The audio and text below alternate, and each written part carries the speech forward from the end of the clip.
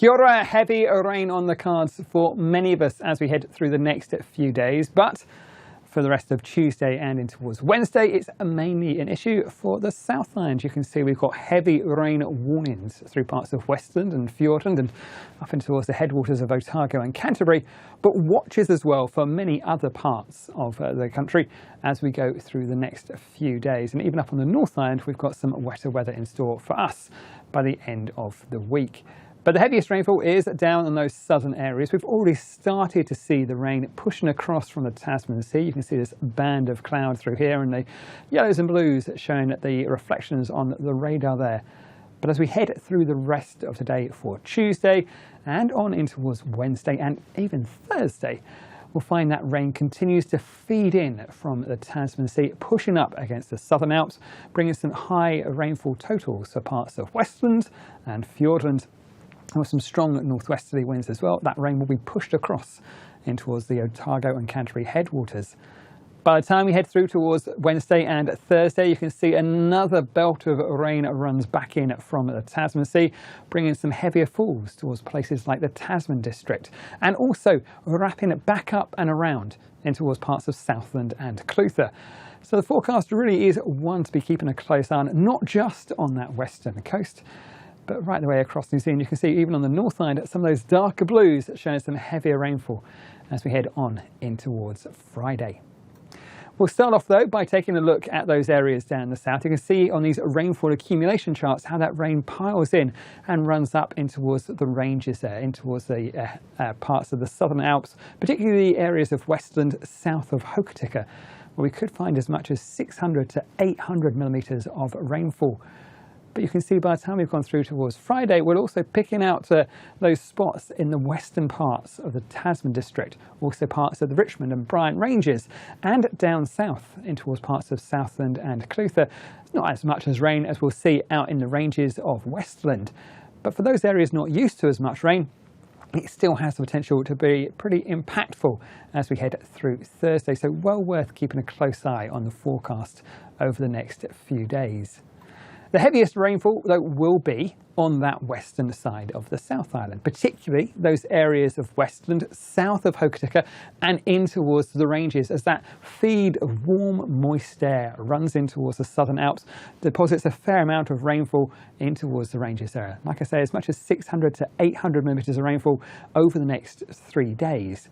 And with those stronger northwesterly winds, we'll find some of that rain runs across in towards the headwaters of Otago and Canterbury, while the winds themselves will be pretty brisk across the Canterbury High Country. And there is a strong wind watch out for the Canterbury High Country, even as we head through in towards Wednesday afternoon. The heaviest rainfall, though, for the likes of Westland, we'll find it picks up as we head through the rest of today for Tuesday. There's a slight easement of the wet weather later on Wednesday, but as we saw earlier, it comes back towards us on Thursday. So we are going to get 2 bites of that bad weather with just a slight break in between. But even then, it should stay fairly cloudy with spells of wet weather. So you can see this is a really long-lasting warning right the way through till midnight on Thursday. So it's Tuesday, Wednesday, Thursday, a feed of that rainfall running in from the west. There's also a watch for those northern areas of Westland and up in towards the Grey district. But the heaviest rainfall here is likely to be as we head through Thursday. Watches as well, warnings as well for the headwaters of Otago and Canterbury through into Thursday there for the Canterbury headwaters and into the early hours of Wednesday morning for Otago.